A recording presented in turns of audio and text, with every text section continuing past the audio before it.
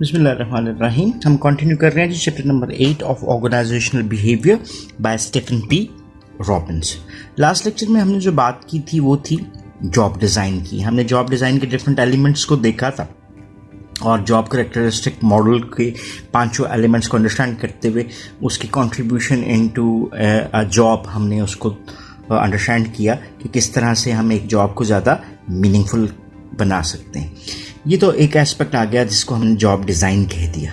What is job redesign, same as job design, और उसके साथ हमने ऐड कर दिया क्या जी, रीडिज़ाइन।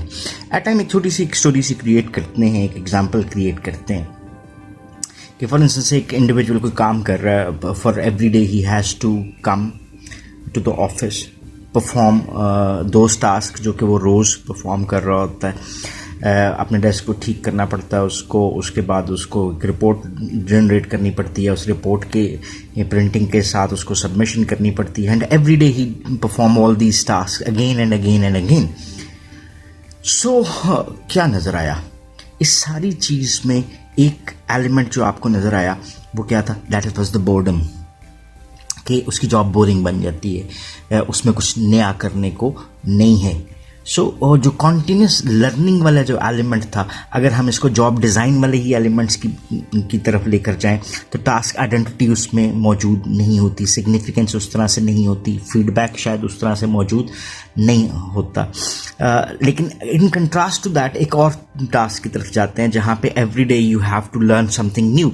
जैसे एक सेल्स रिप्रेजेंटेटिव की बात कर लेते हैं, every day he has to go to the sales call, but every day वो सेल्स कॉल अलग नेचर की होती हैं, विद डिफरेंट कस्टमर्स होती हैं, डिफरेंट बैकग्राउंड के साथ होती हैं, उसकी outcome of every sales call is different. So वो ये समझता है कि वो कॉन्टिन्यूस लर्निंग प्रोसेस में है और उसका काम उसके लिए क्या है, that is more challenging task that he is performing every day. अब ये हमारे पास जॉब, पहली एग्जाम्पल और दूसरी एग्जाम्पल ए और बी को अगर हम ले लें तो which job is more suitable? Certainly the answer comes B. अब हम जब जॉब्स को ऐसे स्टेगनेंट सी फॉर्म में देख रहे होते हैं तो हमारे पास एक ऑप्शन आता है, that is to redesign a job. So how to redesign, re किसको कहते हैं हम? दोबारा, ठीक है। अब दोबारा से हम जॉब को कैसे डिज़ाइन कर सकते हैं या उसमें कुछ चेंजेस लेकर? बेसिकली जॉब रीडिज़ाइन का पर्पस भी बेसिक इस यही है कि हम जॉब को दोबारा से रीअरेंज करें, उसके डिफरेंट एलिमेंट्स को जो हमने JCM को देखा था, और उसकी जॉब को ज़्यादा मोटिवेटिंग बना सकें। उसमें पहला एस्पेक्ट जो हमारे पास आता है वो है जी जॉब रोटेशन का। पहले इसको ब्रॉडली अंडरस्टैंड करते हैं और फिर इसके बाद रोटेट करना क्या होता है। For instance, one rotated to this one, from this rotated to this one, from then rotated to this one, और then rotated to this one. So अगर हम ये टास्क, ये जॉब पोजीशंस को ले लेते हैं तो A, B, C और D, ये D पोजीशंस तक 4 डिफरेंट जॉब पोजीशंस थी जिसमें कुछ अर्सा एक इंडिविजुअल ने A पोजीशन में काम किया, फिर B में, फिर C में और फिर D में काम किया। फॉर जस्ट एक example, for instance it's a 1 year work, और 1 year वर्क में उसने हर पोजीशन पे 3 months ऑलमोस्ट काम किया है और फिर वो दूसरी पे मूव करता जाता था, and this is how he has spent the whole lot year. So ये बेसिक कॉन्सेप्ट है जॉब रोटेशन का। अब ये क्यों हो रहा है, क्यों इसकी ज़रूरत है? If employees suffer from over routinization of their work, जैसे हमने पहली एग्जाम्पल में बात की थी, one alternative solution is the rotation और the periodic shifting of an employee from one task to another with similar skills requirements at the same organizational level. ये इसी एग्जाम्पल को दोबारा देख लें, the periodic shifting of an employee from one task to another. अब इसके लिए एक जो बेसिक एलिमेंट हमें नज़र आता है कि अगर हमें याद हो तो हम ऑर्गेनाइजेशनल हिरार्की कुछ इस तरह से क्रिएट करते थे, और ये क्या जी, 1, 2 और 3, और इनको हमने क्या कहा था? Organisational levels. जॉब रोटेशन के साथ एक एलिमेंट आता है कि हम जॉब रोटेशन करते हैं किसके ऊपर? सेम लेवल के ऊपर, और ये कॉन्टेक्स्ट आपको क्लियर होता हुआ भी नज़र आएगा। सेम ऑर्गेनाइजेशनल लेवल यहाँ पर उसने कहा, और दूसरी चीज़ जो उसने की, similar skill requirements. So extensive job जो रोटेशंस हैं वो बेनिफिट देती हैं. That was also example at Singapore airlines, जो कि one of the best airlines है, और उसके कॉमन प्रैक्टिसेस में जॉब रोटेशन आपको नज़र आती है. सो इसके हवाले से जॉब रोटेशन को वो किस तरह से यूज़ करते हैं. Extensive job rotation is among the reason Singapore airline is rated one of the best airlines in the world and a highly desirable place to work. Many manufacturing firms also adopt job rotation as a means of increasing flexibility and avoiding layoffs. So जब आप एक different task कर रहे होते हो तो definitely आपकी job more flexible nature की हो जाती है, और अल्टीमेटली आपका जो जॉब बोर्डम है वो भी रिड्यूस हो सकता है. So there are many examples, जैसे उसने एपेक्स प्रिसिजन टेक्नोलॉजीज उसकी भी एग्जाम्पल दी है, that they have been continuously using this technique. Generally जो कंसिडर किया जाता है कि job rotation has been considered as an activity for assembly line and manufacturing employees. So ज़्यादा बेसिक कंसिडरेशन ये है कि जो जॉब्स आपको मैन्युफैक्चरिंग सेक्टर में नज़र आती हैं, मैन्युफैक्चरिंग नेचर की नज़र आती हैं, असेंबली लाइन में नज़र आती हैं, तो वहाँ पर आपको रोटेशन में ज़्यादा इन्वॉल्व किया जा सकता है. लेकिन बहुत सारी ऑर्गेनाइजेशंस हैं वो अपने नए मैनेजर्स को रोटेशन की तरफ लेकर आती हैं in order to give them a picture of the whole business as well.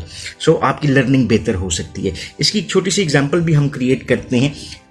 देखिए, अगर हम जनरल एक हायरार्की क्रिएट करते हैं तो हमारे पास BM नज़र आता है किसी भी बैंक में, that is the branch manager.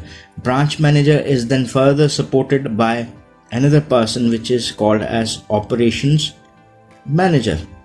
और फिर ऑपरेशंस मैनेजर के अंडर आपको डिफरेंट लोग काम करते हुए नज़र आते हैं. So if individual is working here, चलें इसको हम कह देते हैं that is a teller position, और फिर वो अकाउंट ओपनिंग पे AO कह देते हैं, अकाउंट ओपनिंग पे चला जाता है, फिर वो रेमिटेंस के ऊपर चला जाता है, देन कार सेल्स के ऊपर चला जाता है. So this is how he has been rotated in a period of for instance 1.5 year or 2 years. So now he knows all the operations of a bank. He is the right candidate to be promoted as operational manager, and then from operational manager after some experience he can be a branch manager.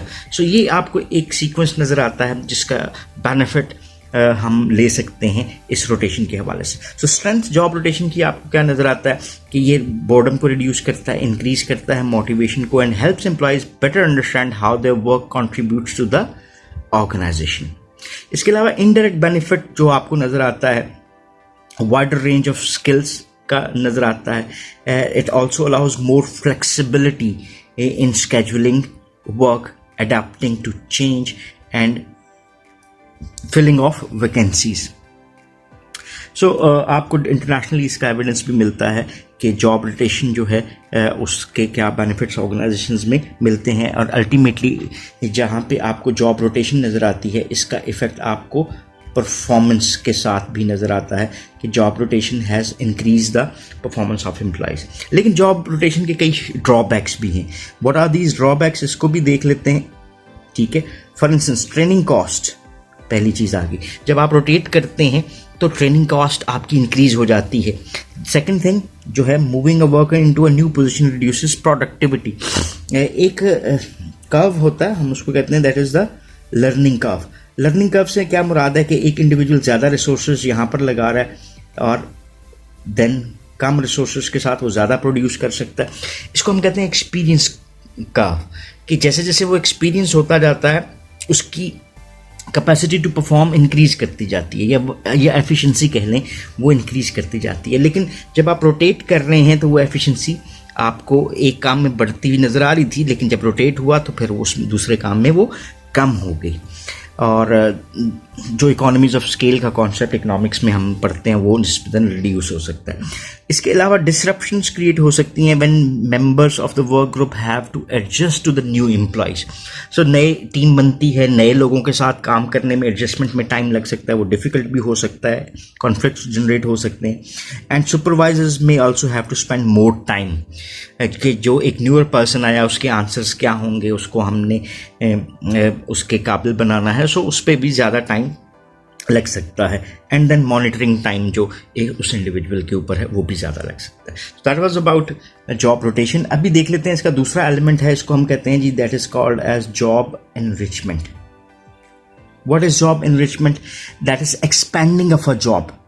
अब expansion of a job किस तरह से नजर आ रही है? Increasing the degree to which the work controls the. अब जो जॉब के डिफरेंट एलिमेंट्स हैं like planning, execution and evaluation of the work. So इस चीज़ के ऊपर उसकी जॉब को क्या कर दिया जाता है? एक्सपैंड कर दिया जाता है. अब ये एक्सपेंशन अमूमन आपको किस तरह से नज़र आती है? That is of vertical nature. जैसे हमने सेम लेवल की बात की थी, तो ये क्या है? ये अपने से अबव लेवल. देखें अब जो भी चीज़ें आ रही हैं, जैसे प्लानिंग है, एग्जीक्यूशन है and evaluation of the work है, ये अगर मैं फॉर इंस्टेंस किसी भी टीम में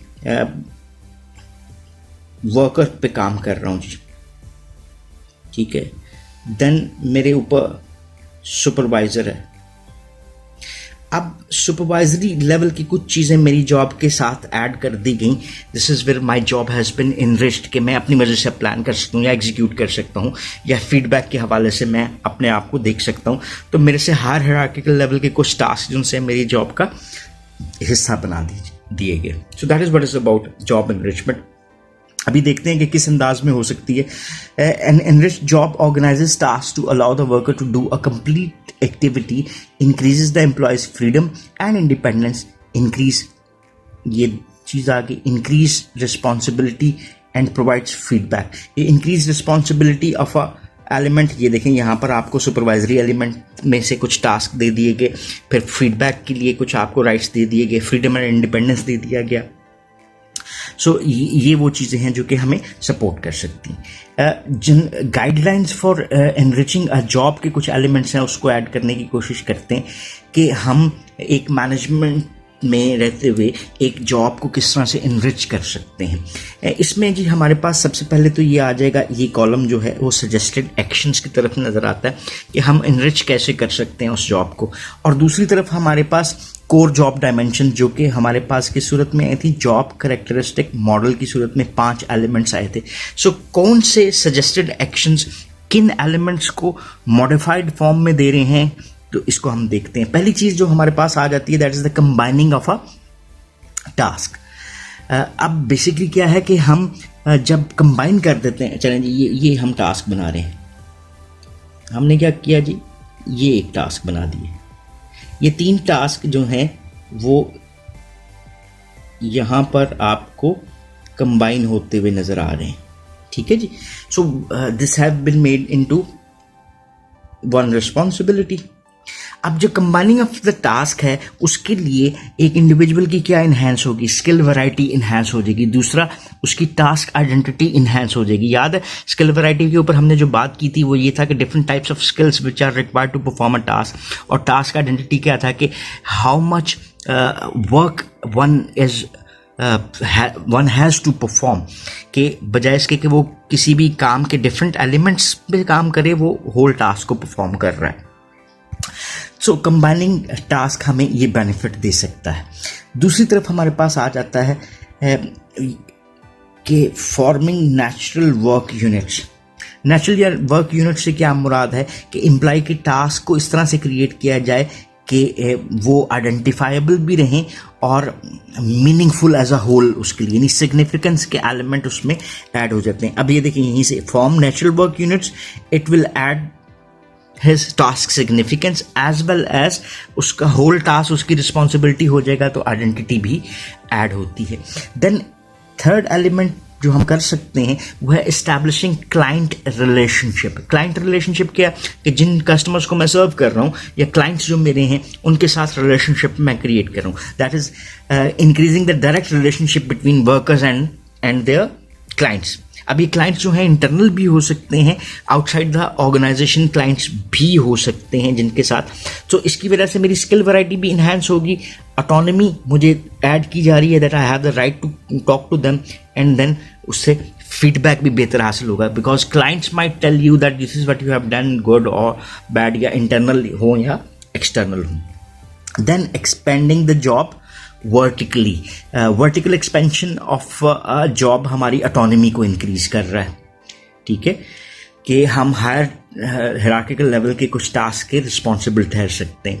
और लास्ट इसका एलिमेंट आ जाता है जी ओपनिंग फीडबैक चैनल्स। यहाँ पर जो opening feedback channels lets employees know कि वो कितना अच्छा काम कर रहे हैं, उसकी परफॉर्मेंस जो उनसे है वो इम्प्रूव हो रही है, कम हो रही है या कांस्टेंट है। सो फीडबैक का एलिमेंट उसकी जॉब में वो ऐड कर सके। This is how we can basically enrich a job. अब कुछ और चीज़ें भी हैं जिसको हम नई रिसर्च भी कह सकते हैं। वो newer version of job enrichment जो है वो कहते हैं जी मीनिंगफुलनेस ऑफ वर्क, इसको इन्हेंस करते हैं आप, ठीक है। अब इसके लिए तरीक़ाकार वो क्या बेसिकली इख्तियार करते हैं, दैट इज़ कि एम्प्लॉय के एक्सपीरियंस टू कस्टमर्स आउटकम्स जो है वो रिलेशन ऑफ दैट है, by providing employees with stories from customers who benefited from the companies products और सर्विसेज। सो ये स्टोरी टेलिंग के कॉन्टेक्स्ट में आ सकता है कि ये स्टोरी हमें क्या बताती है अबाउट डिफरेंट सक्सेस फैक्टर्स, और सक्सेस की बेस के ऊपर उनको रिवॉर्ड्स क्या मिले थे, ठीक है। सो इससे हम क्या बेनिफिट ले सकते हैं, ये रिसर्च के थ्रू देखते हैं कि रिसर्चर्स ने क्या फाइंड आउट किया कि जब एक रिसर्च की गई थी यूनिवर्सिटीज़ के ऊपर। Universities fund raisers briefly interacted with the undergraduates who would receive the scholarship money they raised. They persisted 42% longer and raised nearly twice as much money. So क्या हुआ, मीनिंगफुलनेस ऑफ द वर्क अगर enhance हुई तो उसका आपको benefit महसूस हुआ। एक और मेथड के ऊपर बात करते हैं मीनिंगफुलनेस ऑफ द वर्क को इन्हांस करने के लिए, that is providing employees with mutual assistance programme. जो एम्प्लॉय एक दूसरे को हेल्प कर सकते हैं, म्यूचुअल हेल्प जो है उनकी स्किल बेस को इन्हांस करती है। जैसे कमेटी असाइनमेंट्स हम कह सकते हैं कि जहाँ पे ग्रुप इकट्ठे काम करते हुए एक दूसरे को सपोर्ट कर सकता है, ठीक है। सो क्या जी, work come to see themselves directly through their work come to see themselves and the organizations for which they work in more positive pro-social terms. So ये क्या करता है जी, employee effective commitment हम किसको कहते हैं, that is you like your job, जिसकी वजह से आप उस जॉब से कमिटेड हैं। कई ऑर्गेनाइजेशन जो हैं वो जॉब एनरिचमेंट के हवाले से क्रॉस ट्रेनिंग भी प्रोवाइड करती हैं कि एक इंडिविजुअल नई स्किल्स को सीख सकता है through job rotation by performing new tasks. इसके अलावा क्या आपको नज़र आ सकता है, employee who usually work in handling client records might receive cross trainings to learn about the organization's purchasing and accounting system. तो ये क्या हुआ कि एक टास्क फिर दूसरे टास्क में जब रोटेशन हुई तो आपकी स्किल इन वैरायटी जो है वो इन्हांस हो सकती है। सो एविडेंस हमें क्या बताता है जॉब एनरिचमेंट का, कि it reduces some negative elements like absenteeism को कम करता है, टर्नओवर को कम करता है, और ओवरऑल कॉस्ट रिड्यूस होती है, आपकी सेटिस्फेक्शन इंक्रीज हो रही है आपकी। लेकिन ये भी फाइंड आउट किया गया कि but not all programmes are equally effective. So ये भी रिसर्च की बेस के ऊपर आपको बताया गया, बट हमने जो अंडरस्टैंड करने की कोशिश की कि how we can redesign a job, और इसमें हमने दो टेक्निक्स को देखा, how to redesign a job, और इसमें हमने सबसे पहले देखा कि रोटेशन क्या होती है, और इसके बाद हमने क्या किया कि हमने बेसिकली जॉब एनरिचमेंट के डिफरेंट एलिमेंट्स को अंडरस्टैंड करने की कोशिश की। So that's all about this lecture. If you still have any question or queries तो you can ask in the comment section. So thank you very much for watching this video. Have a nice time. अल्लाह हाफिज़।